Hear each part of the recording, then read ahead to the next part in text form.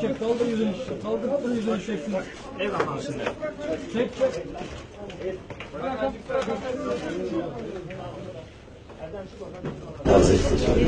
Görmüş oldukların hepsi paşaymış abi. Rütbeli yani. Üst rütbeli. Generaller. Ne yapmış? Emri veren bunlar. Abiler. Abiler bir dakika. Sen çektin mi? Ne? Tamam.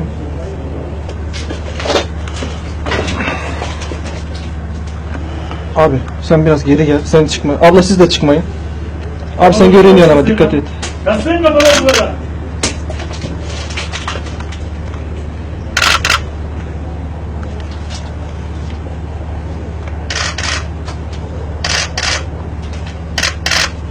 Mutlu musunuz? Söyleyin. General İlhan Salı. General Oğuz Şahin. General Timur Caner'miş.